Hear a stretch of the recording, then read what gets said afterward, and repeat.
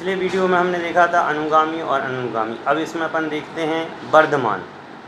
वर्धमान अवधि ज्ञान क्या है कि वह अवधि ज्ञान जो जीव के साथ में वह प्रति समय जो ज्ञान बढ़ता जाता है। मतलब जिस ज्ञान की ऊपरी सीमा जो होती है वह बढ़ती जाती है।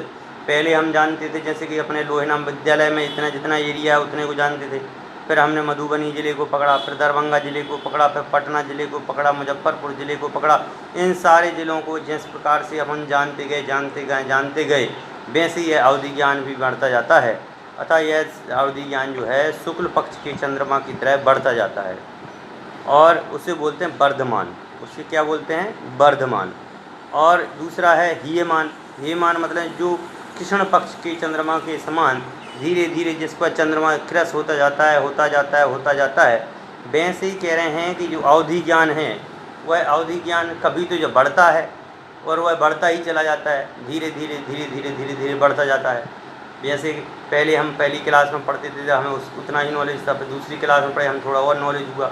ऐसे करते करते जब हमने PhD कर ली तो भी थोड़ा ज़्यादा नॉलेज हो गया। अरे PhD करने के बाद जब हम जॉब करने लग गए उस समय और ज़्यादा ज्ञान हो गया। तो इसमें तो समय लग रहा है, परंतु अवधि ज्ञान में इतना समय नहीं लगता है।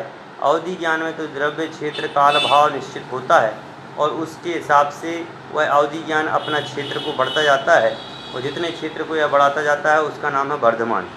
और जब उस बड़े हुए क्षेत्र में जैसे मानसोत्तर पर्वत तक मनुष्य का अवधि ज्ञान काम करता, अब मानसोत्तर पर्वत के बाद नहीं काम करता है, तो उसी का भाव है कि मानसोत्तर पर्वत से लेकर के जहाँ तक वह जीव है वहाँ तक यदि वह घटते हुए आ जाए तो उसका नाम है हीयमान और मानसोत्तर पर्वत तक वो चला जाए उसका नाम है वर्धमान।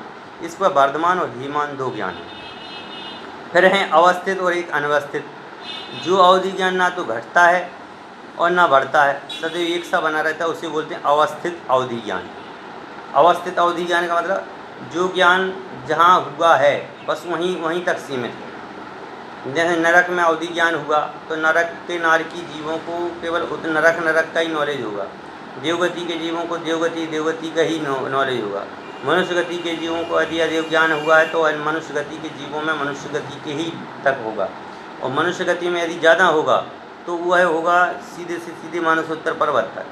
अब यहाँ बात ये है कि जो अवस्थित अवधि ज्ञान है वह अवस्थित अवधि ज्ञान एक साथ हो जाता है और उसमें फिर घटना बढ़ना नहीं होता है, उसको बोलते हैं अवस्थित अवधि ज्ञान। अनवस्थित अवधि ज्ञान क्या है कि जो अवधि ज्ञान हवा से प्रेरित जल की तरंग की भांति कभी तो बढ़ता है और कभी घटता है।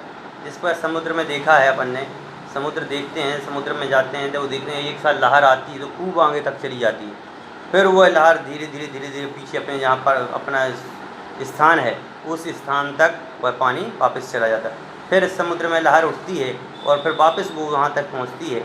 इस प्रकार से हम देखते हैं कि यह अवधि ज्ञान जो है जल की तरंग के समान होता है।